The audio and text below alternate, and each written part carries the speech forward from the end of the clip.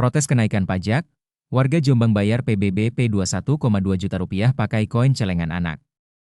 Di Jombang, sebuah protes sederhana namun penuh makna terjadi ketika seorang warga menunjukkan rasa keberatannya terhadap kenaikan pajak yang sangat tinggi dengan cara unik dan simbolis.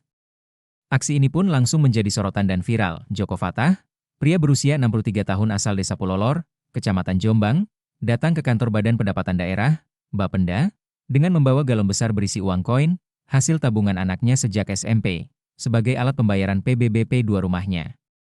Suasana pun mendadak hening saat ribuan keping logam pecahan Rp200, Rp500, dan Rp1.000 ditumpahkan ke atas meja loket pembayaran. Sebelumnya, tagihan pajak tahun 2023 tercatat sekitar Rp334.000. Namun, dalam 1 tahun kemudian, jumlah yang harus dibayar melonjak drastis, menjadi lebih dari 1,2 juta rupiah, kira-kira lonjakan hingga 374%. Bagi banyak warga, seperti Joko, ini terasa sangat memberatkan, apalagi di tengah kondisi ekonomi yang tidak menentu. Momentum ini bukan sekadar kritik. Galon koin menjadi simbol bahwa beban pajak ini bahkan menyasar celengan anak yang seharusnya digunakan untuk pendidikan mereka.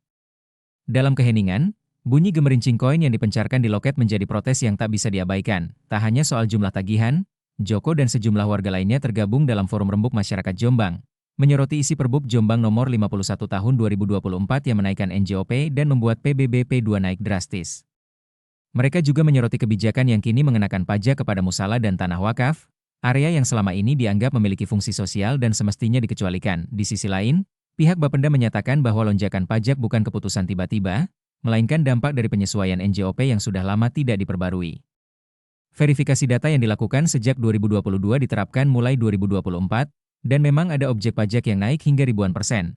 Meski tidak semuanya mengalami kenaikan, sebanyak ribuan warga sudah mengajukan keberatan dan permohonan keringanan pajak sejak kebijakan baru diterapkan.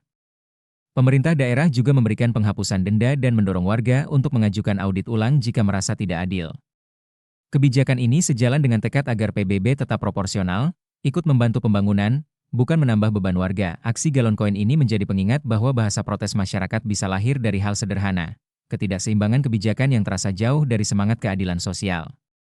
Simbol kekesalan ini pun menjadi pembuka dialog agar pemerintah mendengar dan menyesuaikan kebijakan dengan kebutuhan real rakyat. Semoga kisah ini menjadi momentum bagi terciptanya sistem pajak yang lebih manusiawi, di mana rasa keadilan lebih kuat dari angka, dan di mana dialog serta reformasi berjalan seiring, bukan hanya dipertahankan sebagai formalitas belaka.